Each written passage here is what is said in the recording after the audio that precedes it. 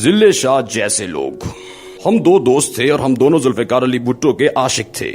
सहन में गेंदे के ताजा फूल झूम रहे थे। कोने में 4 गमलों में लेवेंडर भी लगा हुआ था और उसकी खुशबू हवा के कंधे पर बैठकर थोड़ी थोड़ी देर बाद हमारी नाक को गुदगुदा रही थी। मैं हैरान था, ये शख्स लेवेंडर कहाँ से लाया और उसने ये यहाँ कैसे उगा दिए। मैं कभी लेवेंडर के पौधों की तरफ देखता था और कभी गेंदे के ताजा खिले हुए फूलों की तरफ। और हाँ, उनके दरमियान स्पेनिश तर्ज का एक फवारा भी था और फवारे के तालाब में कंवल के फूल भी तैर रहे थे। ये यकीनन नकली होंगे, क्योंकि इस्लामाबाद में कंवल के फूल उगाना और फिर उन्हें फवारे के छोटे से तालाब में रखना और फिर उन्हें ताजा और जिंदा रखना आसान काम नहीं था। और मैं इस माहौल में बहता चला जा रहा था। लेकिन रुकिए, अच्छे माहौल, अच्छी चाय और बाहर की अच्छी शाम के साथ अच्छी कंपनी, दुनिया में इससे बेहतर कोई कॉम्बिनेशन नहीं होता। और उसकी बातें, बाहर, चाय और माहौल मिलकर कमाल कर रही थीं। वो बोला, हम दो दोस्त थे, हम दोनों जुल्फ़िकार अली भुट्टो के आशिक थे और हमने उस इश्क में कॉलेज की तालीम अधूरी छोड़ दी थी। हम बसों, वैगनों और ट्रेनों में धक्के खाकर पार्टी के हर जलसे में पहुंच जाते थे।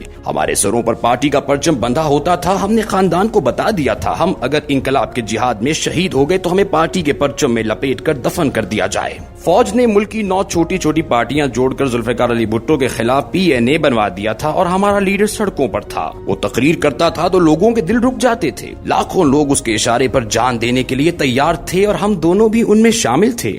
हमने उस जमाने में कॉमरेड बनकर पूरा मुल्क फिरा। हम सड़कों, पुलों और मस्जिदों में सोते थे, मांग कर खाते थे और चोरी करके जूते पहनते थे। लेकिन हम सुल्तानी जमहूर के लिए आगे से आगे बढ़ते चले जा रहे थे। लेकिन फिर वही हुआ, मुल्क में मार्शल लॉ लग गया। भुट्टो साहब गिरफ्तार हो गए, उनके साथी फरार हो गए या फिर जेरे जमीन चले गए। पीछे सिर्फ हम जैसे वर्कर्स रह गए। हम छोटी छोटी टुकड़ियों में मुख्तलिफ शहरों में निकलते थे, कर्फ्यू और दिफा 144 तोड़ते थे, पुलिस के डंडे खाते थे और फिर चोटों पर टकोर करके दोबारा सड़कों पर निकल आते थे।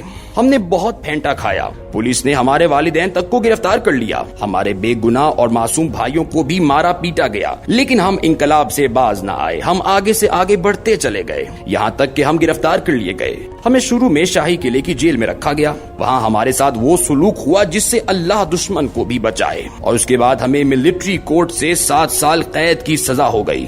हम कोट लखपत जेल में फेंक दिए गए। उस दौरान भुट्टो साहब को फांसी हो गई और पार्टी तितर बितर हो गई। हम जेल में अकेले थे और वहाँ अल्लाह ताला और फैमिली के अलावा कोई सहारा नहीं था। मेरे वालिद और 2 भाई गुला मंडी में मजदूरी करते थे। ये बोरियां उठा उठा कर खानदान भी पालते थे और जेल में मुझे भी थोड़े बहुत पैसे भिजवा देते थे। मैं उस मामूली सी रकम से गुजारा करता था। मेरे दोस्त की माली हालत मुझसे भी पतली थी।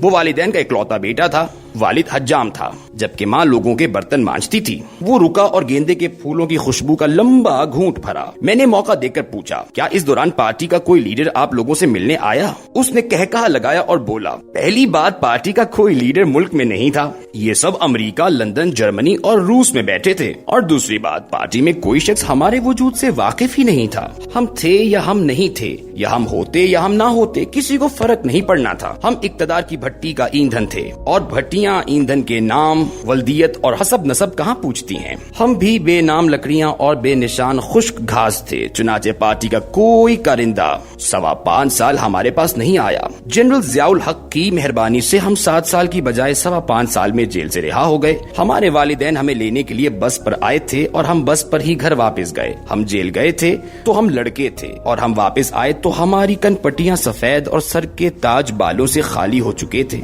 मेरे दोस्त नादिर को टीबी हो चुकी थी और वो चलते फिरते हाँफना शुरू कर देता था। हम दोनों के घरों में भी गुर्बत और बीमारी के सिवा कुछ नहीं था। हमारे पास अब 2 रास्ते थे। हम इंकलाब की सुबह का इंतजार छोड़ देते और कौम का मुकद्दर बदलने की बजाय अपना मुकद्दर संवार लेते, या फिर भुट्टो के बच्चों की वापसी का इंतजार करते रहते।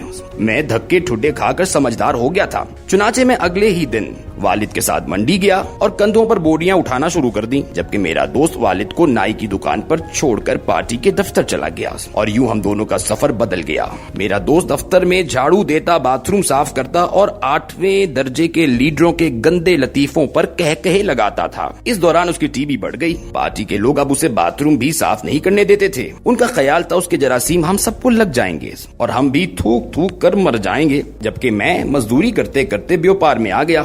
अल्लाह ताला ने मेरा हाथ पकड़ लिया। मैंने छोटी सी दुकान शुरू कर ली।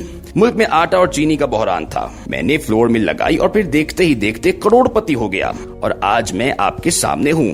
वो खामोश हो गया। उसके लॉन में अब गेंदे और लेवेंडर के साथ साथ रात की रानी की खुशबू भी शामिल हो चुकी थी। मैंने उससे पूछा, और आपके दोस्त नादिर का क्या बना? उसने लंबी सिसकी ली और बोला, वो बेचारा अस्पतालों में धक्के खाते खाते 42 साल की उम्र में फौत हो गया। मैंने उसकी माँ और बाप की जिम्मेदारी उठा ली। वो आखिरी वक्त तक मेरे साथ रहते रहे। वो मुझे नादिर कहते थे। मैंने पूछा, क्या पार्टी को नादिर की कुर्बानियों के बारे में इल्म हुआ? उसने कहका लगाया और बोला, पार्टी आज तक उसके वजूद से वाकिफ नहीं। मैंने बेनजीर भुट्टो के पहले दौर में पार्टी को नादिर के बारे में लिखा, लेकिन उस दरखास्त का कोई जवाब नहीं आया। ताहम मैं जब अमीर हो गया तो पार्टी के कई आला ओहदेदार मेरे दोस्त बन गए। मैं आज जब उनके मुंह से कुर्बानियों की दास्तानें सुनता हूँ तो दिल ही दिल में हंसता हूँ, क्योंकि जब नादिर और मैं पार्टी के लिए कुर्बान हो रहे थे तो ये लोग इनकी शक्ल और नाम तक से वाकिफ नहीं थे, मगर ये लोग आज हीरोज हैं और हम आज भी जीरो हैं। वो रुका और हंसकर बोला, मैं वैसे किसी को अपने बारे में बताता भी नहीं हूँ। मैं सिर्फ खामोशी से उन लोगों की बातें सुनता हूँ और फिर अपने आप से पूछता हूँ, पार्टी अगर ये लोग हैं तो फिर हम कौन थे? वो खामोश हो गया। मैंने उससे पूछा, लेकिन आपकी कहानी में जिल्ले शाह कहाँ आता है? ये हंसकर बोला, मेरा दोस्त नादिर जिल्ले शाह था। वो 5.25 साल जेल में धक्के खाने के बाद भी अपने अंदर का भुट्टो ना मार सका। वो हकीकत ना जान सका। वो कब्र तक पहुंचकर भी खुद को पार्टी समझता रहा, यहाँ तक कि मट्टी मट्टी में मिलकर मट्टी हो गई।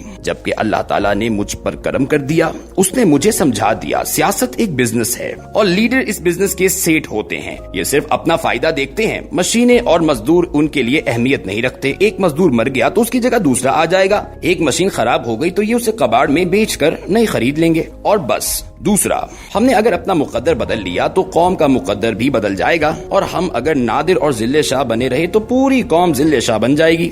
काश पार्टियों के तमाम जिल्ले शाह इस हकीकत से वाकिफ हो सकें और ये पार्टियों के साथ सिर्फ वोट का रिश्ता रख सकें। ये इलेक्शन के वक्त वोट दें और बाकी 5 साल अपनी दुकानों, दफ्तरों और मंडियों में काम करें। इनकलाब फिर आएगा। लीडरों के दरवाजे पर बैठकर या सड़कों पर जान देकर मुल्क में कोई तब्दीली नहीं आएगी। काश जिल्ले शाह जमान पार्क जाने की बजाय किसी मंडी में मजदूरी कर लेता तो ये आज जिंदा भी होता और इसके घर में फाके भी ना होते, मगर वो बेचारा इक्तदार की भट्टी का ईंधन बन गया और पार्टी ने उसकी लाश बेचना शुरू कर दी। आप आज मेरी बात लिख लें, पार्टी 6 माह बाद इसका नाम तक भूल जाएगी और ये सियासत की तल्ख तरीन हकीकत है।